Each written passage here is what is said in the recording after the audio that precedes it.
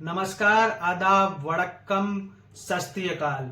दोस्तों, आप जहां से भी जुड़े हों और जहां से भी हमें देख रहे हों, आज मैं आपका होस्ट और दोस्त आपको एक कहानी सुनाने वाला हूं। उस कहानी में भावनाएं उमड़ेंगी, इतिहास की समझ होगी, करंट सिचुएशन को देखते हुए आपकी समाज को देखने की समझ बदलेगी व बढ़ेगी। ये कहानी है एक शहर में दो पड़ोसियों की, जो एक दूसरे के खिलाफ हमेशा खड़े रहते थे।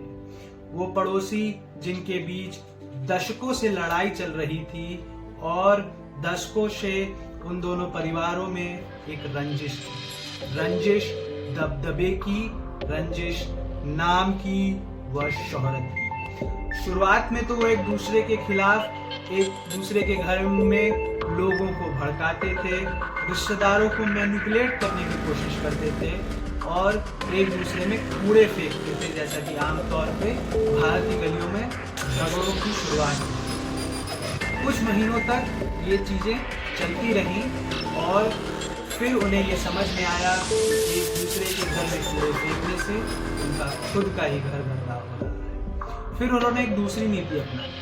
वे तीसरे के घर जाके एक दूसरे की बुराई करने लगे और एक दूसरे के खिलाफ समाज के लोगों को भड़काने लगे। दोस्तों, ये कहानी किसी शहर की नहीं है, ये कहानी किसी दो पड़ोसियों की नहीं है। ये कहानी है दुनिया की, जहां दो पड़ोसी हैं ईरान और अरब देश। ईरान और अरब देश दशकों से एक दूसरे के खिलाफ।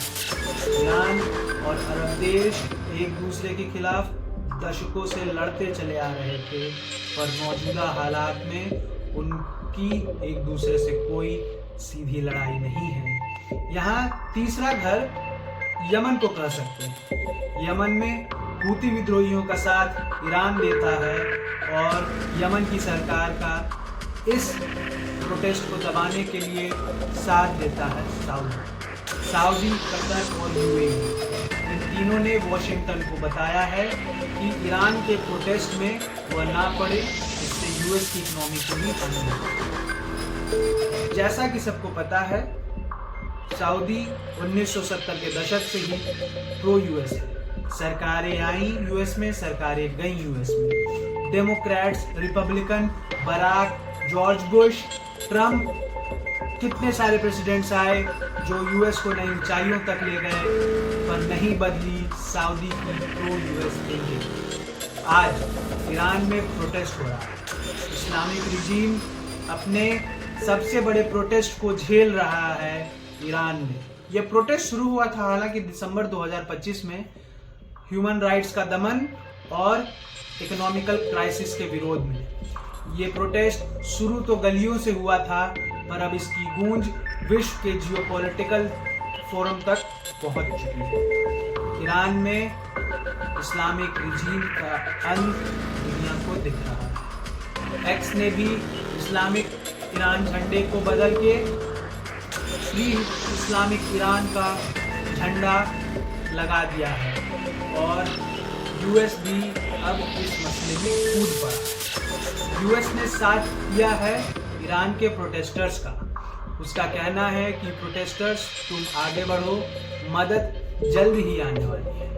ये मदद क्या है? कोई कूटनीतिक फैसला? सैंक्शंस जो यूएस लगाते ही आ रहा है, जो 25% सैंक्शन उसने बाकी देशों पर लगाए हैं, जो ईरान के साथ किसी भी ट्रेड डील में हाथ नहीं, या ये कोई बॉम्बार्डिंग है? यूएई, कतर और सऊदी वॉशिंगटन को ये समझा रहे हैं ये बॉम्बार्डिंग नहीं है। पर ऐसा क्यों?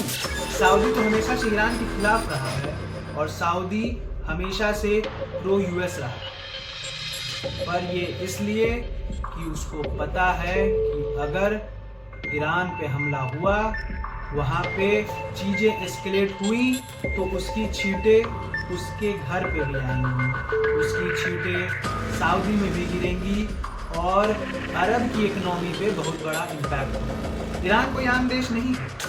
ईरान बैठा है स्ट्रेट ऑफ हॉर्मुज़, जहाँ से दुनिया का 20% तेल आता है।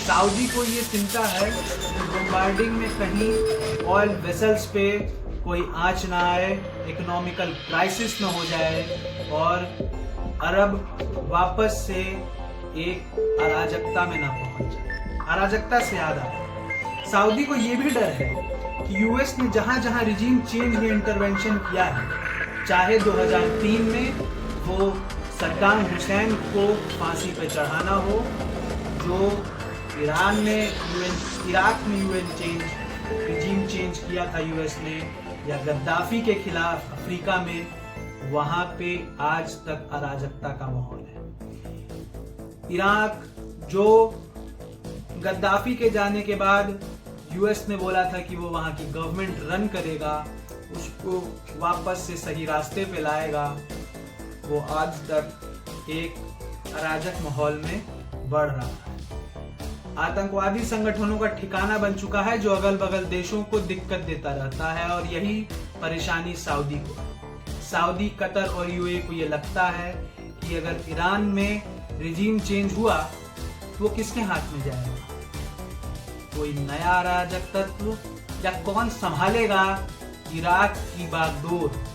और इसी डर से वो लगा पड़ा है अमेरिका को समझाने में कि भाई तुम इसमें मत पड़ो, बम्बार्डिंग ना करो, विश्व में और यूएस की इकोनॉमी पे इसका बहुत बड़ा असर पड़ सकता है। तो दोस्तों, इससे हम ये समझते हैं कि जियोपॉलिटिक्स में कोई एक दोस्त हमेशा दोस्त नहीं होता, कोई एक दुश्मन हमेशा दुश्मन नहीं हो सकता।